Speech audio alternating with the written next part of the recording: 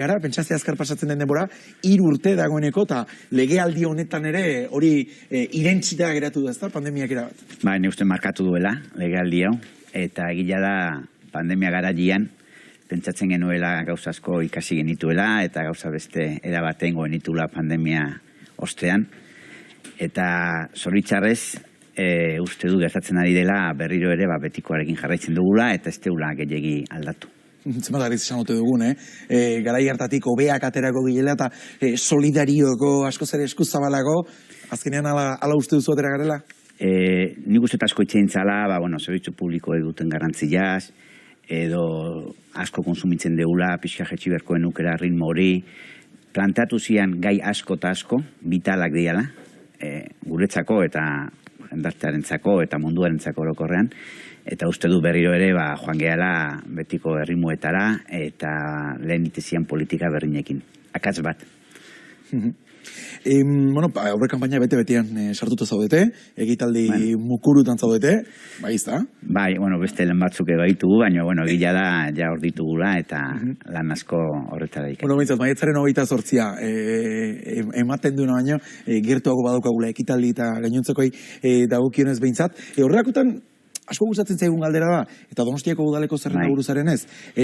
Pasaren legealdi honetako, ze azpimarratuko zenuke alor positibo bezala? Zer da Eneko Goiaren udal gobernuak egin duena eta gehien gustatu zaizuna?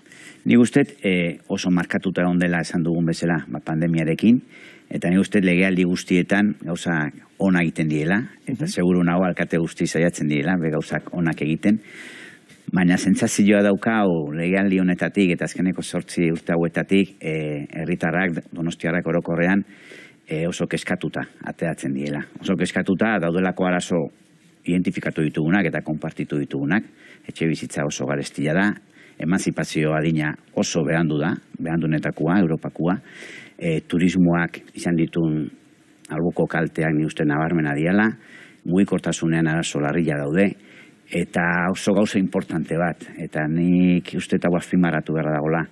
Eta da, herritar asko sentitzen dutela Donostiaren eta bere auzoaren izaera galtzen ari diela.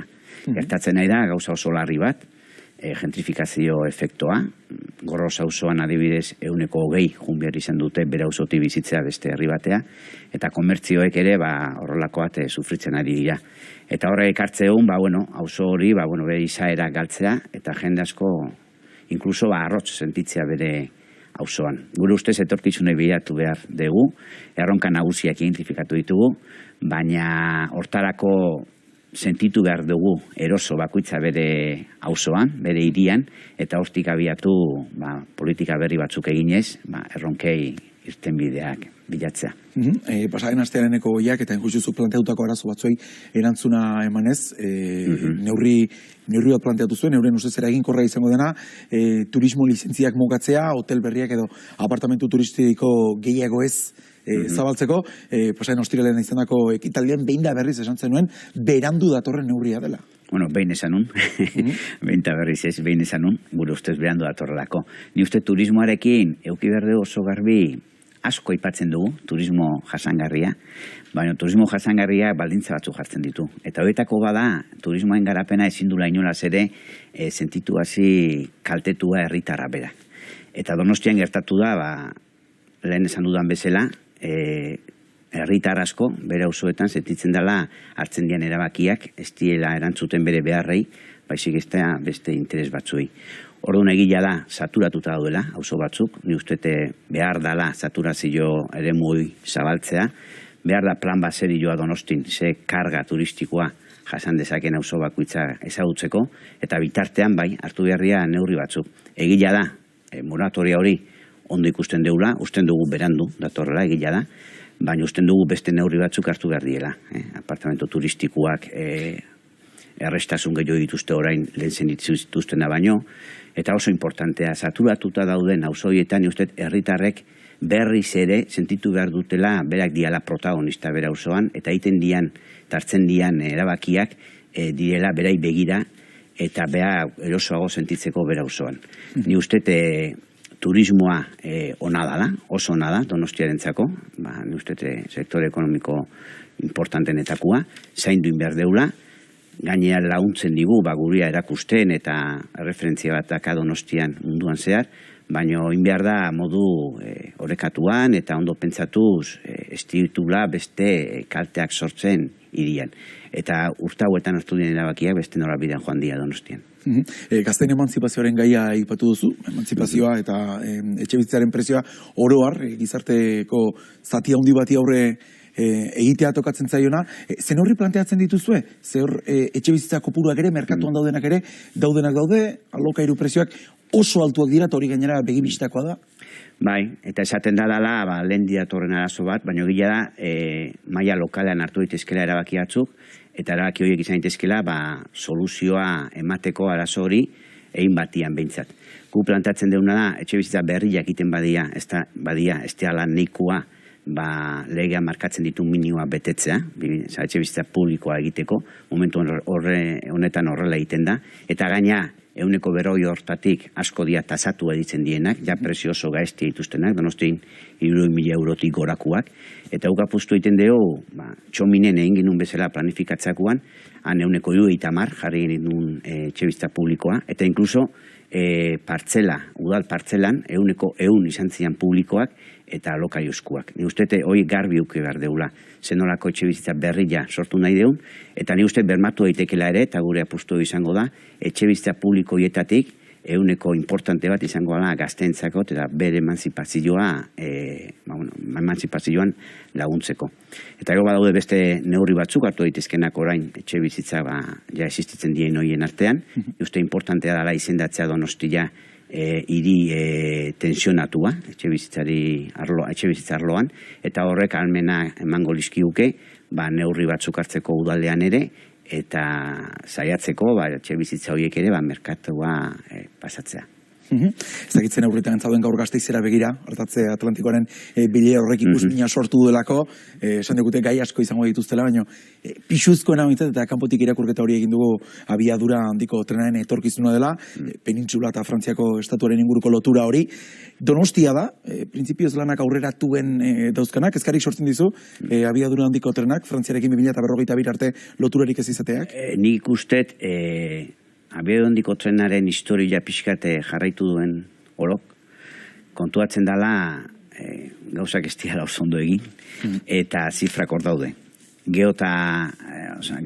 Atzerapena geota handiagoa da, askotan entzun dugu berriz ere atzeratu egiten dela, aurrekontua geota handiagoa da, eta gaina esaten digute adibidez, merkantziak ez ditula eramango, eta beraz, kamioiak teorian gutxiago erabiltzeko gure errepidean balioko zuela, eta badiru ez dela horrela izango. Gu gusten dugu obra dela ejemplo garbi bat, inbiarrian, gure ustez inbiartzana, indartu trenbideak eta trensarea lehen zegoena, apustu bat egin da, eta badiru apustu hori ez dituela beteko jarri zizkiguten helburu horiek ez. Eta gainea, espada konektatzen iparraldeakin benetan obra hau aurrea eramatzutenek pentsatu beharko lukete oso ondo merezi izan duen esfortzu. Bueno, uste duzu, hortaz, Jaurlaritzak presioa ezarri beharko liokela Frantziari, edo Bruselatik behintzat, lotura hori lehenago gauzatu alizateko? Bai,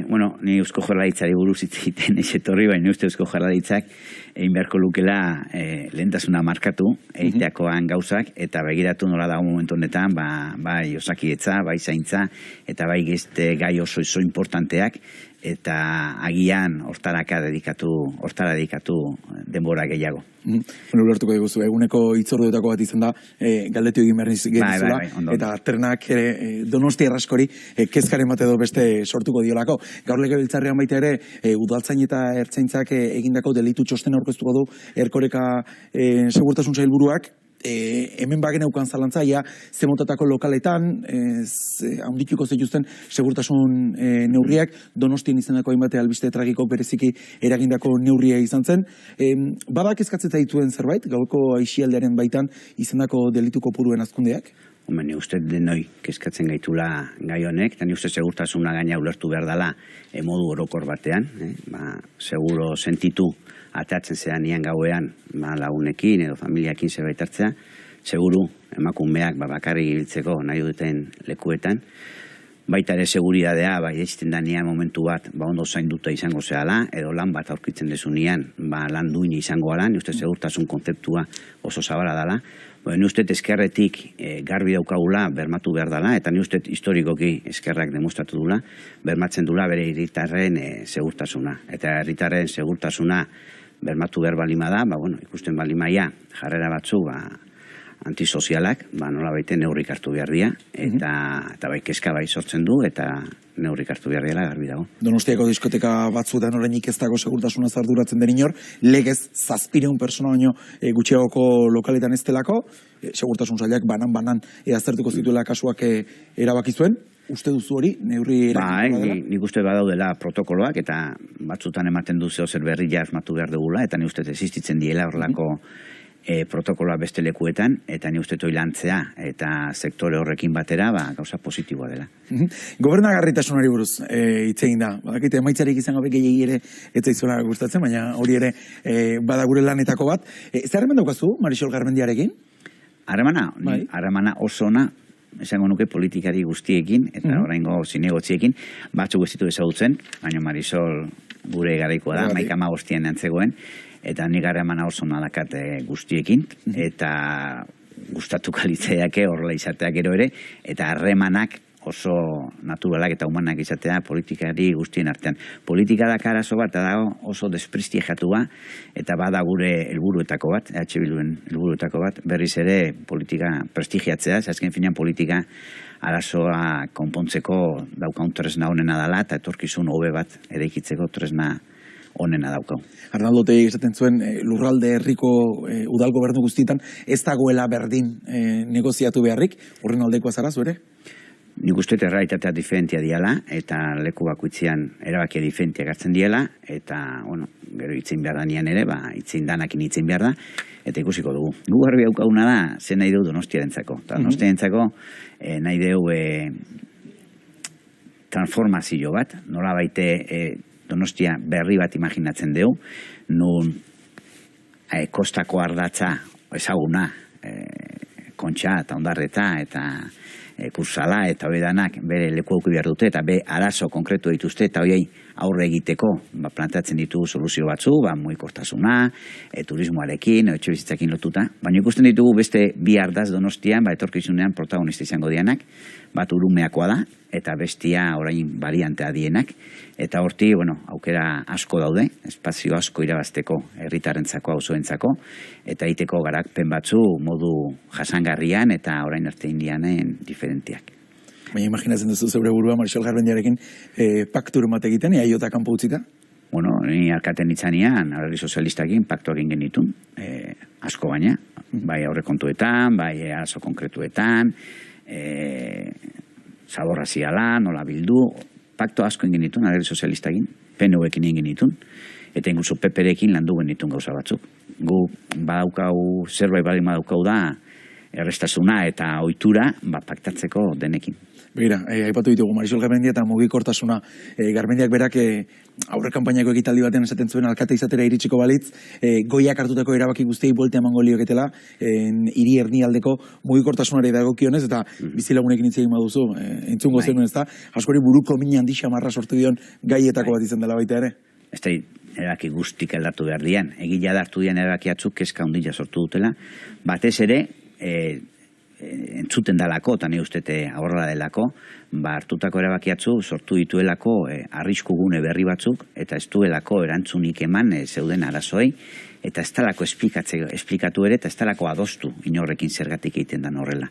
Honi ustete gura postua garbi dagola, plan bat behar da, gaina Europako irizpidea jarraituz, garbi daukau zentroan alaketatzuk inberko diela, baina adostu behar dira, eta ezin deuna da, hartzen dian erabakia, okerreako izatea. Eta gero apustua mugikortasunean ere, garbi daukau, orain variantea dan hori, bihurtuko ala etorbide bat, amable bat, Carlos Lehenakin egin nun bezala, eta hori jasiko itugula espazioa, bide gorriak, eta espazio berdeak, eta pasiatzeko, eta, bai kutsadura, eta baita ere kutsadura akustikoa, gutxitu ingo diala, auzo guzti horietan, ekialdetik, mendebaldea zeharkatzen duen abenide izango da horretan. hori izango da erronketako bat, ez da?